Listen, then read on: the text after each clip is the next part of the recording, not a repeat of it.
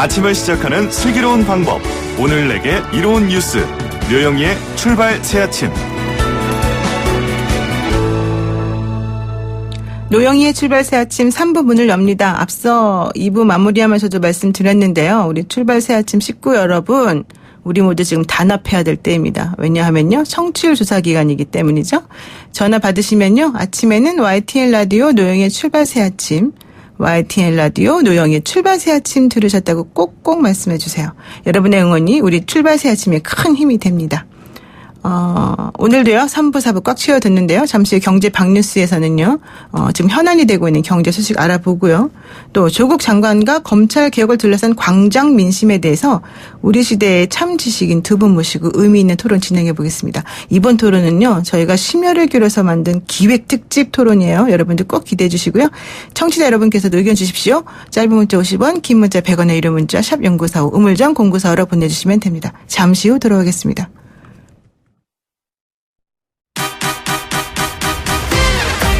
알면 대박, 모르면 쪽박. 경제 박뉴스. 복잡하고 어려운 경제 이야기를 쉽고 재밌게 풀어드리는 알면 대박 모르면 쪽박 경제 박뉴스 시간이죠. 참 좋은 경제연구소 이인철 소장 만나봅니다. 안녕하세요. 네, 안녕하세요. 그 국내 1위 사모펀드 운용사 라임 자산운용이 6천억 원이 넘는 펀드의 환매를 중단시켰다. 와, 이건 무슨 얘기입니까? 그렇습니다. 이 DLF의 악몽이 여전하죠. 은행이 또 사모펀드 폭탄을 또 터뜨렸는데요. 이 사모펀드 업계 1위입니다. 라임 자산운용이 6천억 원이 넘는 펀드 자금 당분간 돌려줄 수 없다라고 선언해서 파문이 일고 있습니다. 네. 문제가 된 상품이 두 개의 사모펀드인데요. 주로 사모채권, 코스닥 상장사의 전환사채에 투자하는 펀드 상품인데 이른바 최근에 인기를 끌었던 이 매자닌 투자가 있습니다. 네. 이 주식과 채권의 중간 성격인데요. 주식이 상승기일 때는 주식처럼 수익을 얻다가 하락기에는 원금 보장되는 채권으로 이제 바뀌는 겁니다. 문제는 이 투자한 코스닥 기업이 부실이 발생하면서 유동성에 문제가 생긴 겁니다. 그러면서 이게 이제 이달 초에도 이 회사에서 한 200억 원대 환매 연기라는 바가 있어서 업계에서는 이게 수익률 돌려막기 하고 있는 게 아니냐라는 의혹이 제기됐는데 이 폭탄이 터진 겁니다. 회사 측에서는 이번 환매 중단은 이 펀드 가입자에게 아예 자금 못 주는 게 아니다. 조금 늦게 줄 뿐이다라고 해명을 하고 있습니다만 가입자가 원하는 시기에 자금을 회수할 수 없다라는 점에서 고객 손실이 불가피하고 이 상품 누가 팔았느냐? 물론 증권사도 팔았습니다만 은행이 대부분을 가져갔습니다. 이 은행을 포함한 금융회사 30여 곳이 3천여 명의 개인 투자들한테 판매된 것으로 나타나 이 피해가 불가피할 것으로 보입니다. 그러니까 결국은 고객들이 은행에 돈을 맡기면서 알아서 이거를 좀 투자해 주세요라고 한 거고 은행에서 이 라임 자산운용에다가 투자를 했는데 그게 지금 어려워졌다는 얘기잖아요. 맞습니다.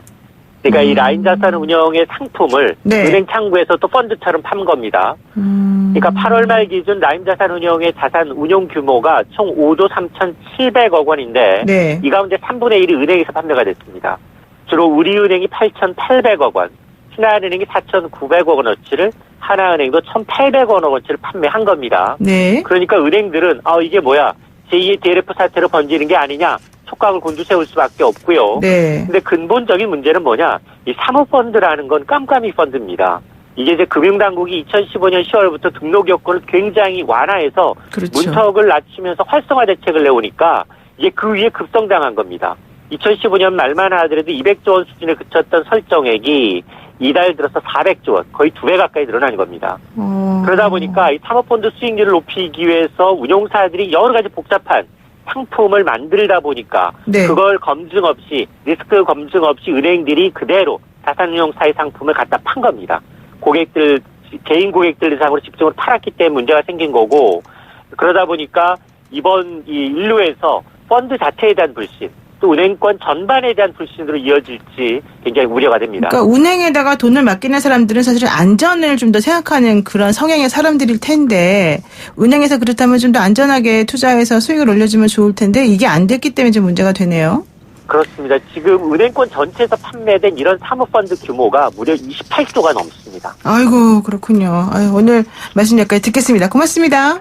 네, 감사합니다. 네, 지금까지 참 좋은 경제연구소 이인철 소장이었습니다.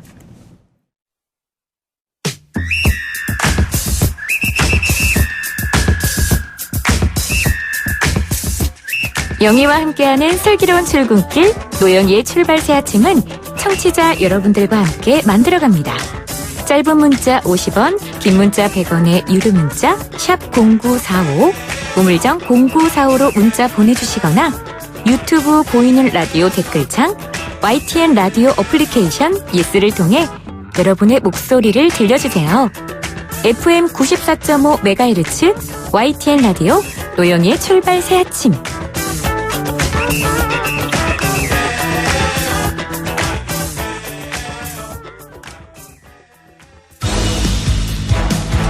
친절한 시사, 시원한 통찰, 노영희의 출발 새 아침, 슬기로운 인터뷰.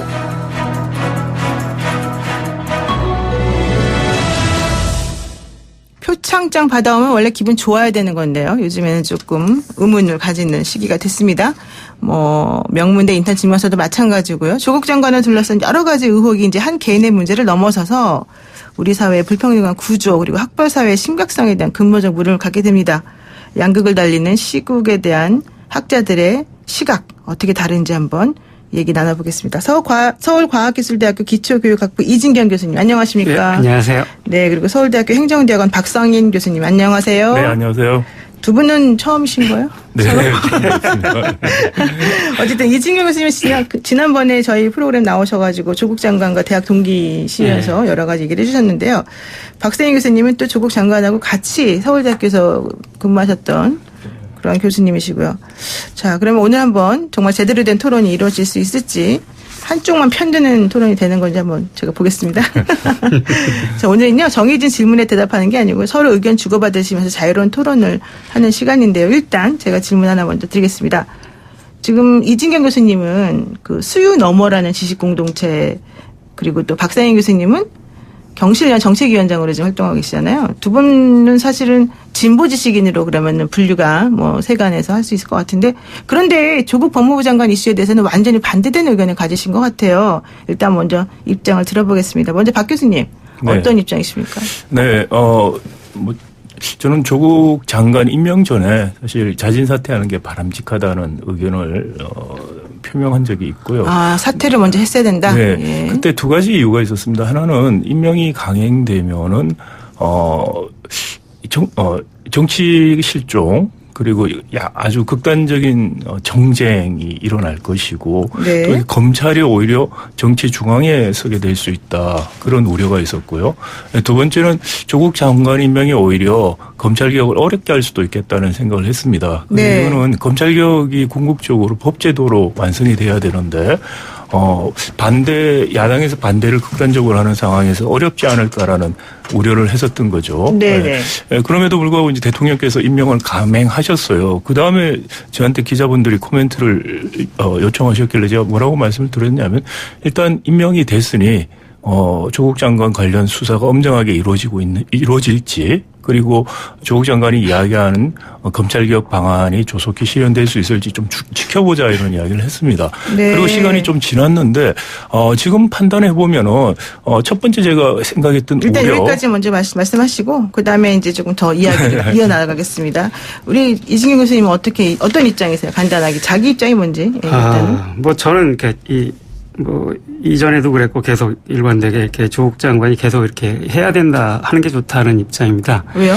일단 지금 상황에서 말씀을 드리자면은 네. 일단 지금 검찰 개혁이라고 하는 게 지금 이렇게 어쨌든 이렇게 검찰도 제가 보기에는 강하게 어쨌든 저항이 있었으나 지금은 이제 불가피하게 이렇게 숙이고 들어가서 같이 하는 상황이 돼 버렸고 네네. 경쟁적으로 한다라는데 그건 좋은 일이죠. 경쟁적으로 개혁을 한다는 건 좋은 일인데 그렇게 된 것은 본질적으로 이렇게 가장 중요하게는 검찰이 조국 장관 수사를 하면서 오바를 한 게 굉장히 크다고 생각을 합니다.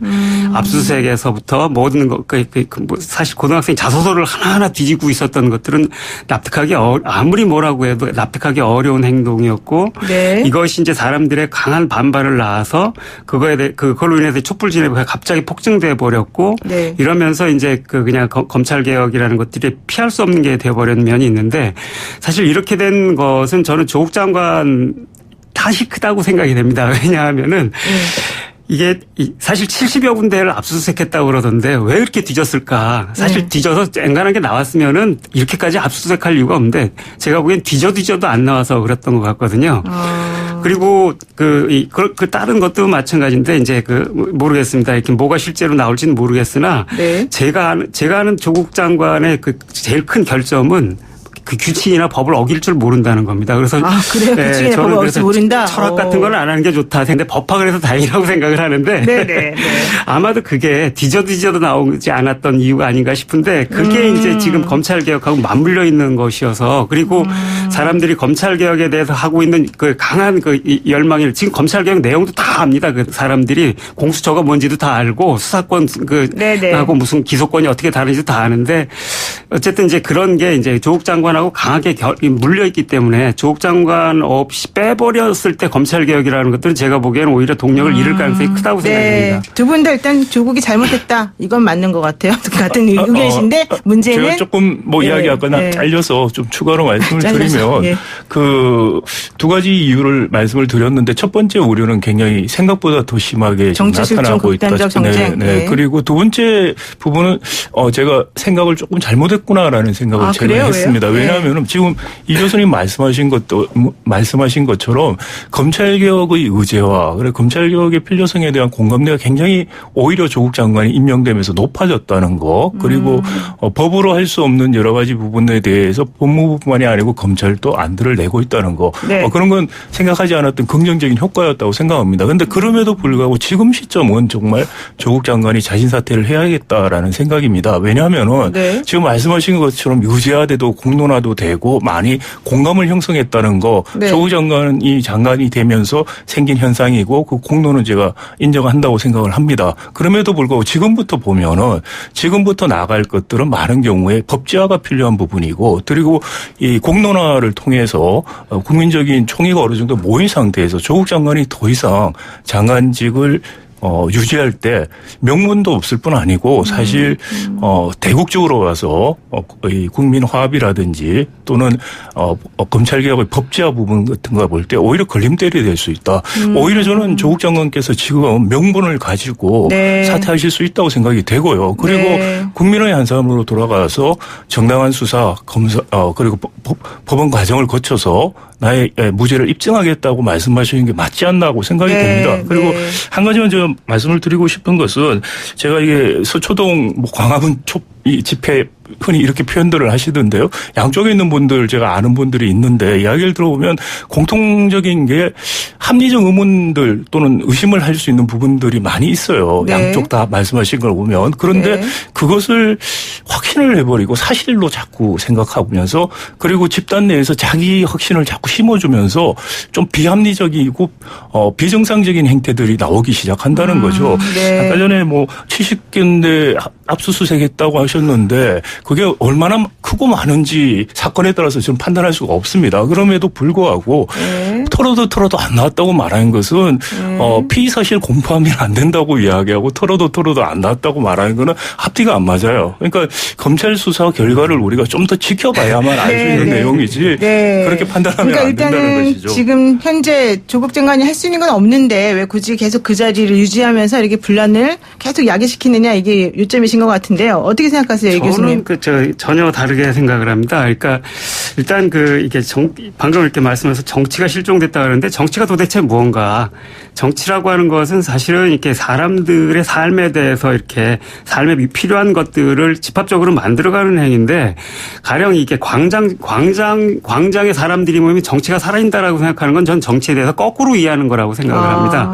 사람들이 그렇게 촛불 집회도 그랬고 한국이 가지고 있는 가장 강력한 장점 그리고 일본이 정말 일본 사람들이 부러워하는 강력한 장점은 대중들이 이렇게 모여가지고 정치에 동력을 제공한다라는 거였습니다. 일본 지식인들 친구들하고 많이 만나서 얘기를 해보면 가장 부러워합니다. 그래서 일본에 떠나고 싶다, 한국 살고 싶다. 이게 이제 가장 중요한 이유 중에 하나이기도 하거든요. 정치는 오히려 지금 꽃을 피우고 있다라고 저는 생각을 합니다. 그리고 그것을 정쟁이라고 하는데 사실 정쟁이라고 하는 건 제가 보기엔 그게 아니고 그 국회 안에 예를 들어서 대중들은 국회에 들어갈 수가 없잖아요. 그러니까 할 수 있는 게 광장에서 할 수밖에 없어요. 그런데 정당이라고 하면은 국회에서 하겠다고 해서 들어간 거잖아요. 네. 근데 그 정당이 거기 안 들어가고서 계속 밖에서 이렇게 하고 싸우고 있고 그다음에 조국 장관을 임명하지 않으면은 정쟁이 없었을 거라고 얘기를 하는데 그랬을까요? 조국 장관이 물러나면 정쟁이 사라질까요? 전 전혀 그렇게 보지 않습니다. 네. 어차피 조국 장관 임명 전에도 그 자한당은 계속 이 문재인 정부에 대해서 계속 트집을 잡으면서 어떤 것도 합의해주지 않고 하나도 동의해주신 적이 없었잖아요. 네. 그건 조국 장관이 물러나고 나면 더 할 거라고 생각을 해요. 이겼다라는 생각 속에서 더욱 더 그럴 것이고 결국 그 광화문에서도 그렇고 그 계속 그분들 얘기하는 거는 그 문재인 퇴진이거든요. 그리고 이 문재인 퇴진을 실제로 퇴진을 하는 게 아니고 이걸 물고서 선거까지 가서 선거를 이겨보겠다라는 거기 때문에 제가 보기에는 물러설 가능성이 전혀 없습니다. 그다음에 법제화도 말씀을 하셨는데 이 법제화는 올라가 있어요. 하도 안 돼서 패스트트랙까지 해서 강제로 올렸어. 그런데도 그거에 대해서 하나도 하려고 하지 않고 제가 보기에는 공수처고 뭐고 그냥 동의해줄 가능성이 없습니다. 이거는 그런 점에서 거꾸로 그 국회 정치의 무능성이 드러난 지점에서 대중들이 개입을 하는 것이고 저는 대중들이 두 개로 갈라졌다라고 하는 게 무슨 상관인가. 왜냐하면 이제까지 안 갈라져 있던 적이 있었는가. 박근혜 퇴진 집회할 때도 한쪽에서는 박근혜 지지 집회를 했고 태극기 집회는 그 뒤에도 계속됐거든요. 그 규모와 양상이 달라지는 것인데 이런 것들을 병이라고 생각하는 것 자체가 정치에 대해서 굉장히 귀족주의적인 발상이라고 생각을 합니다. 대의민주주의가 실종됐기 때문에 사실은 광장으로 나가는 것이고 그래서 자기 의견을 표현하는 것이기 때문에 이걸 뭐 분열이 되게 보는 건 바람직하지 않다 이런 말씀이신 것 같아요. 네, 제가 토론을 보통은 좀 정치색이 약한 분들하고 주로 했었는데, 조금 당황스럽네요. 굉장히 강한 주장을 하시는데요. 양쪽에 저는 사실 중간 입장이라기보다 객관적인 입장을 취하려고 노력을 합니다. 그런데 지금 말씀하신 거하고 정반대 이야기를 하세요. 반대쪽에서는.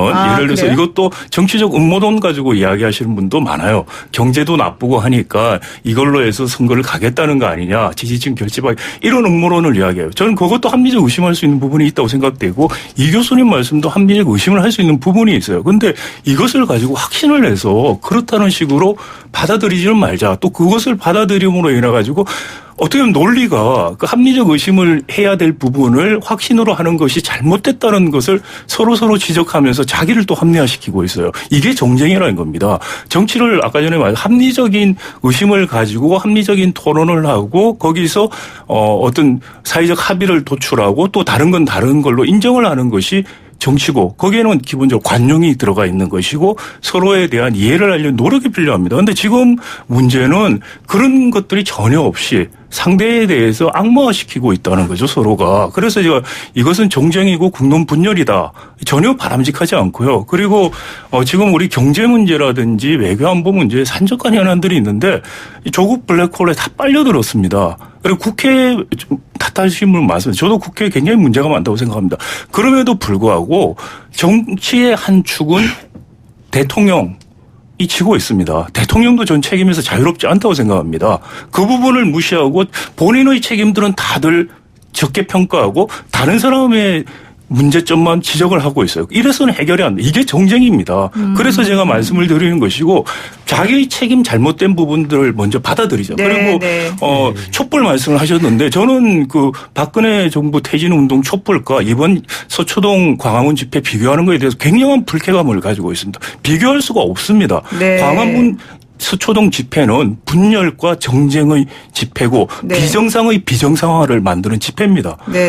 박근혜 탄핵을 이끌었던 촛불은 국민 화합을 이끌었던 촛불이고요. 비정상을 정상화 만들자는 촛불이었습니다. 이 두 개를 비교할 수가 없고요. 지금 이것을 민중의 뜻이 표현되는 방식이다. 물론 저는 집회가 자유롭게 일어나고 이런 집단민주주의적 기능에 대해서 동의를 합니다. 그렇지만 말씀드린 것처럼 어떤 기준을 가지고 볼 것이냐. 군중 동원식의 정치가 그러면 정말 정치라는 말입니까? 그렇게 좀 이해할 수가 없고요. 지금 그런 식으로 가는 거에 대한 문제점을 지적을 하는 건데. 굉장히 저도 좀 말씀을 드려야 되겠는데, 그러니까 일단 지금 이렇게 분열되어 있는 상태에 대해서 정쟁이라고 이렇게 얘기를 하시는데 네. 아니 그 조국 장관 이전에는 안 그랬습니까? 그리고 정쟁이라고 하는 분열이라고 하는데 박근혜 때는 안 그랬습니까? 네. 분열은 있는 겁니다. 불화는 있는 거고 이거는 아니 우리가 전체주의 사회가 아니라는 게 뭐겠습니까? 이런 불화가 있다라는 것을 인정해야 되는 겁니다. 네. 실제로 존재하는 불화가 있는데 이것이 없는 양, 하나인 양 드러나는 게 저는 거꾸로 문제라고 생각이 됩니다. 네. 정규직과 비정규직의 불화가 있는데 마치 그거 없이 그냥 하나의 입장으로 민주노총 입장이 노동자 입장 다다라고 하는 것이 비정규직을 굉장히 힘들게 하지 않습니까? 마찬가지로 실제로 불화가 존재하는데 그게 없는 것처럼 그게 드러나는 게 문제다라고 생각하는 건 전 정말 반대에 대한 생각이라고 아니죠. 생각하고요. 드러나는 게 문제라는 말씀을 좀 입장은 이렇게 전혀 아니고요. 네, 그 한 가지 저는 이렇게 이야기를 안 한 내용을 자꾸 했다고 주장을 네, 하시면 일단은 얘기를 좀 들어본 일단 좀 다음에. 들어보시고 그 부분은 게 저기 좋을 것 우리가 같고. 흔히 말하는 사실관계에 대해서 제가 먼저 제가 제 이야기에 대해서 비판을 하신 건 좋습니다만 하지 않은 이야기를 했다고 말씀하시는 네, 그건 좀 이따 곤란하다는 지적하셔도 됩니다. 얘기죠. 일단 들어보시고요. 말씀하시고 네, 네. 그다음에 이제 지금 뭐 이렇게 서로 입장이 다를 때 관용을 해야 되고 서로에 대해서 의심을 하고 이해해야 된다라는 얘기는 저도 동의를 하는데 네. 지금이 그럴 수 있는 상황인가? 전 그럴 수 없는 상황이라고 생각해요. 그러고 저도 그러고 싶은데 그게 안 된다는 겁니다. 네. 사실 이거는 8월 달에 조국 장관에 대해서 문제제기가 시작될 때부터 그랬습니다. 이미 자한당은 한 놈만 잡겠다라고 명시적으로 얘기를 하고 그다음부터 네, 적으로 네. 설정을 하고서 까기 시작을 했고 네, 네. 조선일보를 비롯해서 언론들이 다 네. 거기에 동의하는 보도가 한 달 내내 계속되지 않았습니까? 사실 그게 이제 하나의 단합된 모습이었던 겁니다. 네. 저는 그거야말로 끔찍한 파시즘이었다고 생각을 합니다. 네, 다른 네. 사람에 대해서 문제가 된 사람에 대해서 말할 여지도 주지 않고 어제 그 녹취록도 보니까 KBS가 아니 인터뷰를 이렇게 하고서 어떻게 기사를 이렇게 쓰지? 전 이해가 잘 안. 저도 글 쓰는 사람인데 이해가 되지 않았는데 그게 실상이었다는 겁니다. 그게 저는 그런 의미에서 언론이 파시즘의 주역이었다고 생각을 합니다. 그런 상황이 하나라는 것이고 그리고 그렇게 되면 당연히 반대 사람들은 그 얘기들을 믿을 수 없는 겁니다. 보도조차도 지금은 대중들이 믿지 않습니다.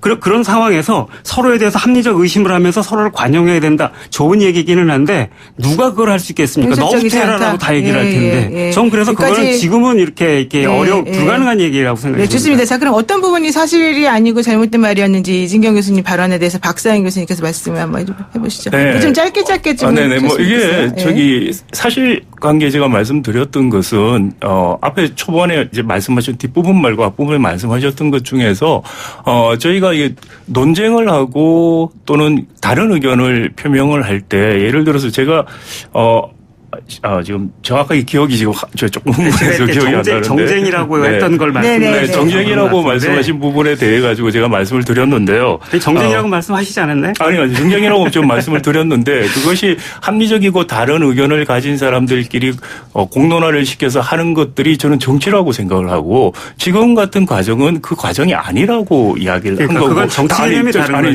거죠. 이제 말씀 좀 그래서 무슨 말이냐면 다른 것들을 분출하는 것이 자체가 잘못됐고 획일화된 방법으로 가는 것이 바람직하지 않다는 네. 거에 대해서 네. 동의 부동의를 이야기한 적이 없다는 겁니다. 지금 표현하는 방식 자체 또는 지금도 말씀하신 것처럼 도저히 이쪽은 믿을 수가 없어서 타도의 대상인 것 같이 말씀을 하시면서 이것이 정치라고 말하면은 저는 그건 받아들일 수가 없다라고 말씀을 드리고 싶고요. 그건 제 의견이 아니고 촛불 집회 나가는 사람들이나 페이스북을 이렇게 보세요. 글쎄요. 그 사람들은 그래서 제가 이야기합니다. 이 언론에 나온 얘기들은 그래서 전부 집회에 믿을 수 나가시라. 없다. 아니, 라고 한 가지 제가 아니, 말씀을 지금 드리겠습니다. 라디오 들으시는 의견이 분들이 아니고. 아니, 제가 헷갈려하세요. 두 제가 분이 조금 같이 말씀을 말씀하시면. 드리겠습니다. 예. 아니, 그러니까 짧게 말씀하셔야 돼요. 제가 예. 뭐 양쪽에 뭐 양비론을 취하는 거 제가 좋아하는 건 아닙니다만은 네, 네. 정말 문제가 있다고 생각을 해서 항상 말씀을 드리는 건데 저 한쪽에서 계속 말씀하시니까 제가 다른 쪽 이야기를 하게 되는데요. 제가 얼마 전에 택시를 탔습니다. 지방에서. 근데 택시 기사분이 언론을 믿을 수가 없다 그래요. 왜 그렇습니까? 그랬더니 자기가 유튜브를 보는데 유튜브에서 나오는 내용을 텔레비전이나 이런 데서 방송을 안 한다. 이거는 좌파들이 언론을 장악했다고 그래요, 저보고. 그래서 제가 유튜브에 나온 내용이 사실 아닐 수가 있습니다. 근데 사실 아닌 걸 말할 수 있냐고 그래요. 그래서 제가, 방송이나 이런 데서는 사실 검증 과정을 어느 정도 거쳐서 하기 때문에 돌아다니는 소문 같은 걸 다 낼 수가 없습니다. 네. 그걸 가지고서 좌파가 장악했다 이런 식으로 말씀하시면 네. 안 됩니다. 라고 이야기했어요. 근데 네. 언론에 대한 불신이 높은 게 네. 광화문에 나가시는 분도 그렇고 서초동에 나가시는 분도 다 높습니다. 그리고 그런 불신을 가질 수 있는 이유가 있다는 걸 우리가 인정하고 들어가자는 거죠. 그러니까 제 말씀이 그 말입니다. 그 인정을 하고 들어가서 저는 말씀을 드려야 아니 될 것 한 가지만 같은데 말씀 그러니까 지금 제가 보기에는 토론이 너무 이상하게 진행되고 있어요. 두 분 다 좀 흥분을 가라앉히시고 아니, 저는 흥분하지 않았습니다. 짧게 잠깐만 반박만 하시고 다음 주제로 넘어갈게요. 제발. 일단 네. 말씀을 너무 길게 하시니까 제가 말을 할 수가 없어서 답답해서 그러는 건데. 네. 근데 이 언론이 그렇게 언론에 대해서 예를 들면 그 우파들은 우파대로 좌파들은 좌파대로 광화문은 광화문대로 서초는 서초를 안 믿는다라고 하는 것은 네. 저도 유감스러운 사실이에요. 사실은 저도 그렇게까지 뭐 이렇게 언론에 대해서 일방적인 불신을 하지는 않습니다. 그런데 지금 현재는 양쪽 다 전적으로 불신하고 있는 상태라는 겁니다. 네. 그게 리얼한 상황이고 네. 이건 디폴트한 거라는 게 정해진 값인 거고 네. 우리가 원한다고 해서 바뀌는 게 아니, 아니라는 제가 한 겁니다. 가지만 말씀드리면 아니, 양쪽 잠깐만요. 국민이 양쪽으로 나눠져 있는 거 아닙니다. 그거는 저는 아니라고 생각을 해요. 말을 하지 않는 아니, 다수의 자, 두 분 합리적 잠깐만요. 국민이 저는 있다고 잠깐만요. 생각이 됩니다. 말을 이렇게 자꾸 끊으시면 이런 식으로 곤란하지. 하게 되면 너무 뜨거워서 폭발할 것 같아요. 스튜디오가. 잠깐만 기다려 주시고요. 일단 그 문제는 거기까지. 왜냐하면 하실 말씀도 많겠지만 예. 나가셔서 두 분이 다시 마저 얘기하시면 될 것 같고요. 제가 다음 주제로 좀 넘어가 볼게요. 왜냐하면 네. 이게 중요한 게 있어요. 조국을 수호하는 것이 검찰 개혁이냐 이제 이 문제도 사실 뜨거운 것 같습니다. 여기에 대해서 각각 1분 정도씩만 왔다 갔다 얘기를 하겠습니다. 먼저 어느 분 말씀하시겠습니까?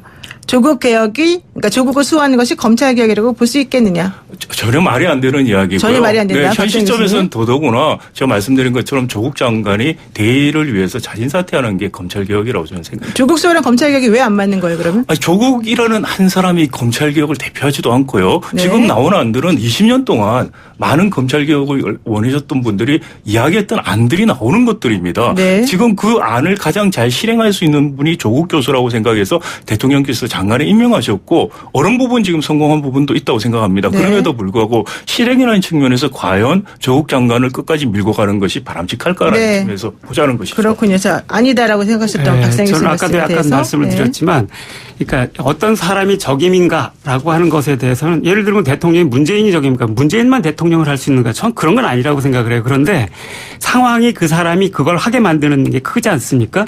다른 사람은 어디 숨어 있을 수 있죠. 네. 우리가 아는 사람이 더 잘할 수 있는 사람도 있고 그런데 상황이 그 사람을 그거 하게 만드는 것이고 이게 정치 아니겠습니까?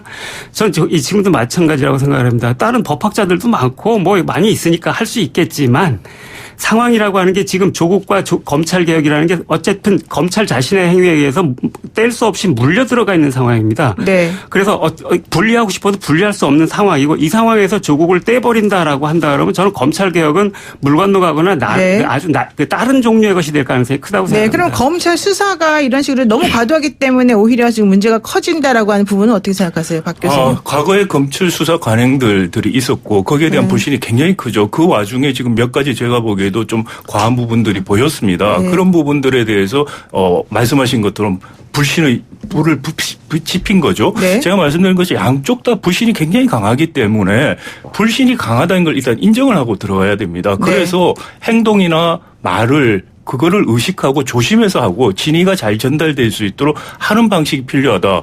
검찰이 정말 살아있는 권력에 대해서 제대로 수사한 적이 어디 있느냐. 지금도 살아있는 권력에 대한 수사 방해가 많다고 또 주장하시는 분도 계세요. 그분들이 이야기하는 또 합리적 의심들이 있습니다. 네. 검찰도 그러고 여당도 그걸 또 인식하고 행동을 해야 되고 말을 해야 된다. 그렇지 않고 각자 입장에서만 자기확신적인 이야기를 한다면은 이것은 정치가 아니고 정쟁이 될 뿐이라는 것이죠.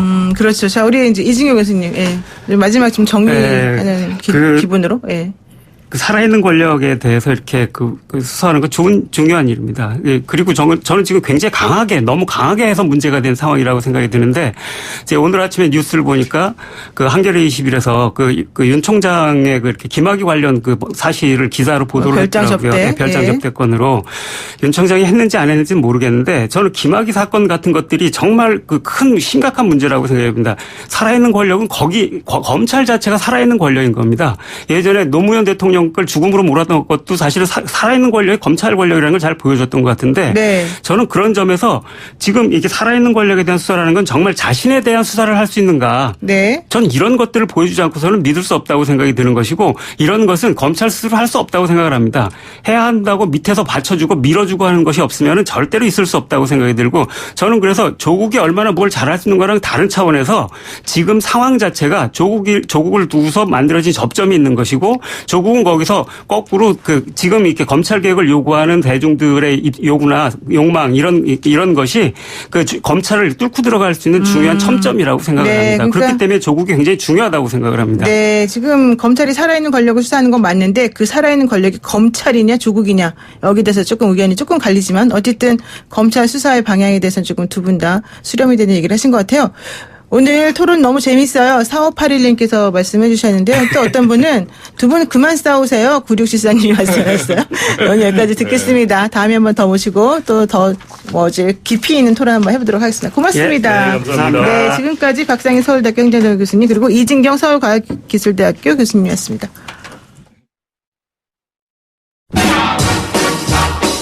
뉴스 탐구 생활 힙 헐 김대우의 연애 동그랑땡.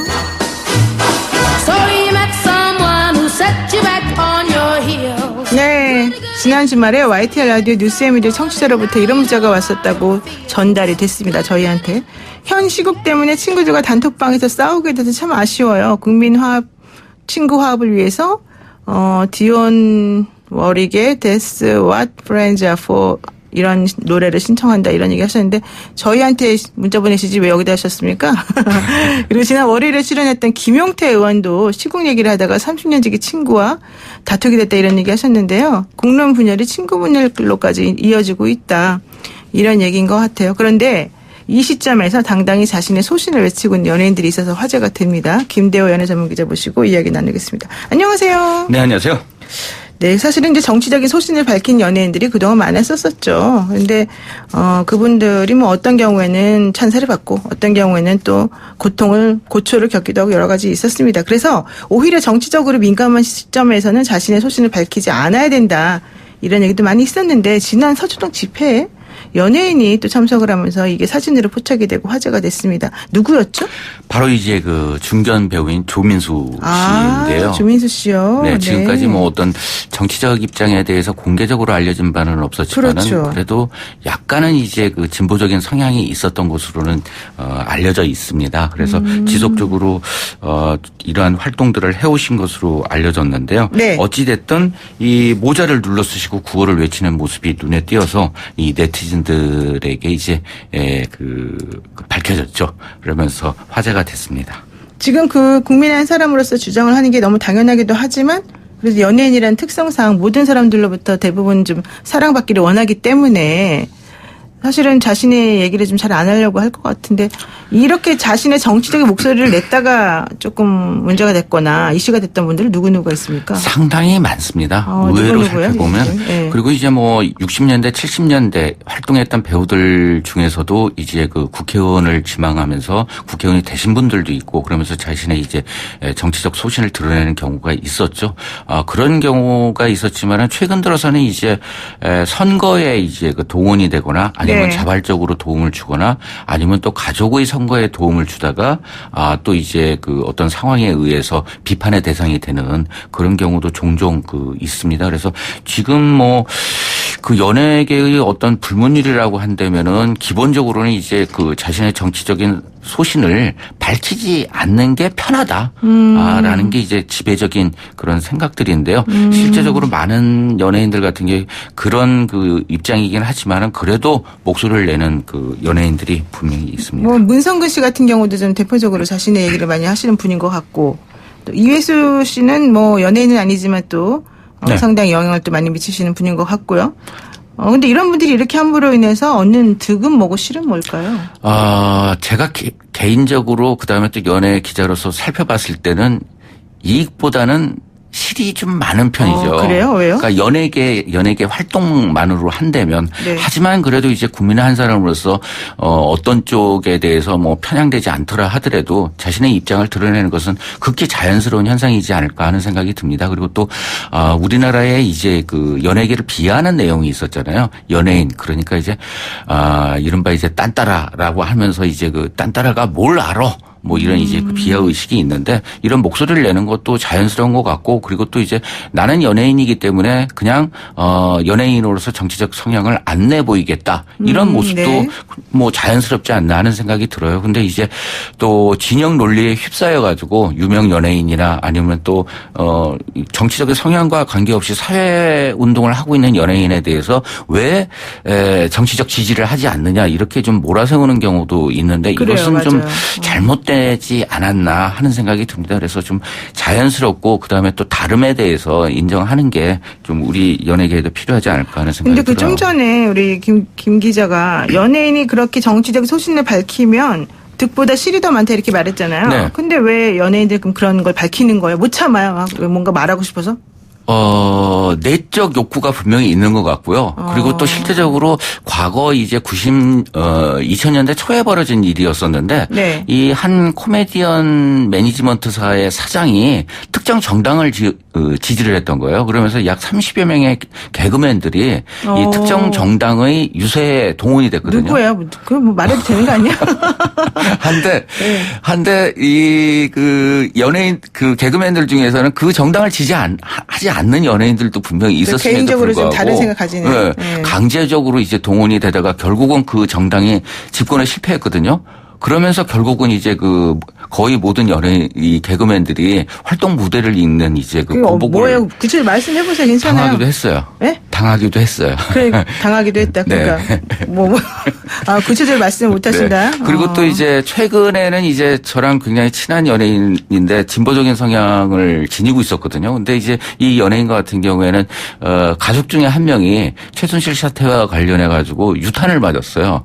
그래요? 네, 누구지? 그래가지고 제가 좀 그쪽이 무식해서 말이 딱 네. 떠오르지 않네요. 그래서 이제 검찰 관계자가 있었는데 가족 중에 한 명이 그러면서 이제 정치적 성향 자체가 이제 바뀌게 되고 그러면서 이제 자기 괴리감에 현재 빠져 있는 그런 정치적으로 고민을 하고 있는 그런 연예인도 있습니다. 네, 어쨌든 오늘따라 소심하게 자기 절대 이 실명을 거론하지 않는 김대호 기자의 이 색다른 모습에 제가 또. 근데 많은 분들이 아실 것 제가 같은데. 잘 몰라요. 제 친구이고 지금. 네, 친구가 한 분밖에 안 계신가 보죠. 네. 자, 어쨌든 그럼 좋습니다. 뭐 얘기하기 못 하시니까 다음 소식 넘어가겠습니다. 지난 2일에 조커라고 하는 영화가 개봉을 했는데 이게 300만 관객을 돌파하면서 흥행을 이어가고 있다. 뭐예요? 이 도대체 내용이? 이 조커가 우리 카드 놀이 할 때 그 조커 말하는 건가요? 예, 조커는 영화 배트맨 잘 아시잖아요. 네. 거기에 등장하는 이제 악당이었었죠. 한데 이제 이 배트맨과 같은 경우에는 만화로 코믹스로 되어져 있는데 이 조커를 그린 것은 이 만화 원작이 아닙니다. 오리지널 시나리오이거든요. 그러니까 배트맨에 나왔던 악당을 차용을 해서 네. 새롭게 이제 시나리오를 만들었는데요. 이 코미디언이 줄거리는 간단해요. 코미디언이 되고 싶은 고담시 광대 아서가 모두가 미쳐가는 이제 코미디 같은 세상에서 점차 이제 조커로 변해가는 과정을 그리고 있거든요. 그러면서 이 작품과 같은 경우에는 이 베니스 영화제 특히 작품성 이런 부분, 그다음에 예술성 이런 부분에 대해서 많은 상을 줬는데 올해 이 황금 사자상을 수상할 정도로 높은 평가를 받고 있습니다. 그리고 또 우리나라는 조금 그런 풍파가 없지만은 미국에서는 지금 현재 이 폭력 묘사 이런 부분들로 인해 가지고 굉장히 현재 논란이 되고 있는 상황입니다. 그러니까 미국에서는 이 조커 때문에 비상이다. 모방 범죄가 우려된다. 그래서 영화관 근처에 경찰이 배치되고 있다. 이런 얘기가 있는데 그래서 마스크를 쓴 사람은 못 들어가게 하거나 화장을 한 사람은 또 못 들어가게 네. 한다거나 이러는 거잖아요. 어떤 식으로 문제가 되는 게 때문일까요? 이게? 실제적으로 경찰이나 아니면 영화 이제 극장 체인점의 이 생각이 그럴 수밖에 없는 우려할 수밖에 없는 상황인 것 같아요. 왜요? 왜냐하면 네. 2012년도에 다크나이트 라이즈라는 작품이 미국에서 개봉을 했거든요. 네. 근데 콜로라도 오로라 극장에서 상영 중에 이 총기 난사 사건이 발생을 했어요. 영화를 상영하는 그 극장 내에서? 내에서요. 왜요? 그래서 이제 이 콜로라도 오로라 극장은 재관 다시 이제 극장을 열었는데 현재 조커라는 영화를 상영을 하질 않고 있어요. 왜냐하면 그때 당시 이제 피해를 받았던 분들이나 여러 가지 이제 모방 범죄가 나올 가능성 때문에 하고 있는데 그런 점 때문에 이제 지난 9월 30일 날 결국 이 마스크라든가 의상 장난감 이게 이제 미국 극장의 부수입 중에 하거든요. 그다음에 이제 팝콘과 버금가는 그런 수익을 창출할 수 있음에도 불구하고 이에 대해서 판매를 금지를 했습니다. 그 이유에 대해서는 이제 이 폭력 가능성이 노출이 되었기 때문에 이러한 결정을 내린 것으로 보입니다. 이런 우려 때문에 미국에서는 R등급, 그러니까 17세 관람가로 판정이 됐다고 하는데 우리나라는 15세 관람가란 말이에요. 그러니까 이 부분은 이제 미국의 총기 문제와 총기 논란 이 문제와 굉장히 깊숙한 관련이 있지 않나 하는 생각이 듭니다.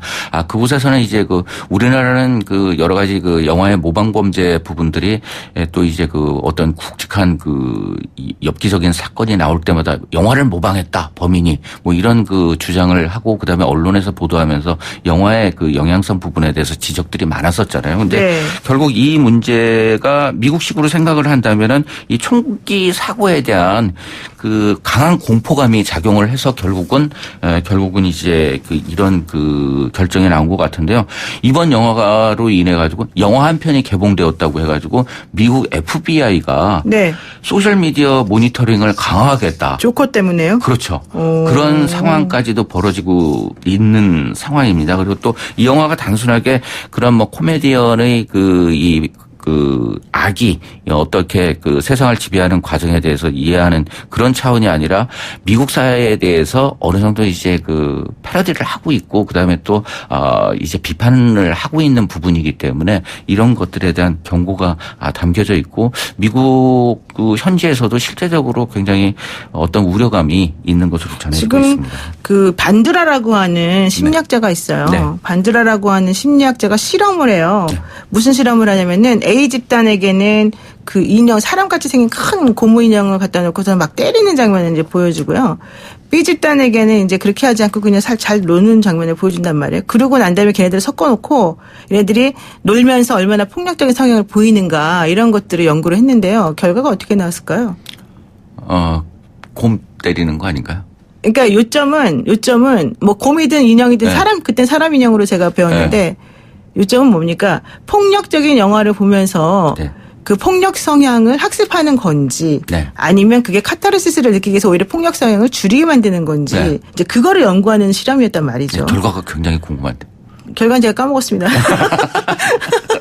그런데 요즘은 하고 싶은 말은 그게 아니라 이 조커라고 하는 영화를 보면서도 사람들이 모방 범죄나 이런 걸 좀 걱정한다 그러잖아요. 그렇죠. 그러니까 이게 약간 잔인하기도 하고 세상을 풍자하는 방식이 조금 독특하기도 하고 이러기 때문에 이런 것들이 사실 우리 청소년들에게 미치는 영향이 매우 클 것으로 지금 보이는데 그런 것에 대해서는 이 연애 전문 기자로서 어떻게 보세요? 저는 개인적으로 개인적인 수용 방법, 그다음에 수용에 대한 어떤 다시 재발현 그런 부분들이 나뉘어져 있다고 생각을 해요. 그래서 충분히 범죄 영화 이 부분에 대해서 비판하고 그다음에 범죄에 대한 경각심을 가질 수도 있고 그다음에 또 이에 대한 수용에 대한 준비가 미처 돼 있지 않다면 이러한 모방도 있을 수 있을 것 같은데 이번 조커 같은 경우에 배트맨에서 어느 정도 이제 이 악당에 대한 애증 이런 부분들이 담겨 있거든요. 그런 부분에 대해서는 좀 걱정이 드네요. 사실 이제 반드라 실험은 제가 결과를 알고 있는데요.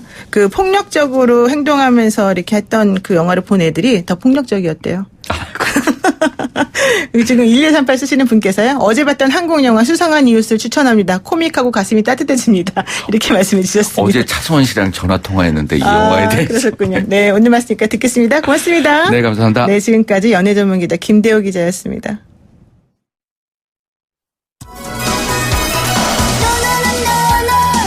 노영희의 출발 새 아침 식구 여러분, 지금 청취율 조사 기간입니다. 제가 비굴하게 청취율 조사 기간 내내 같은 얘기 할 것 같습니다.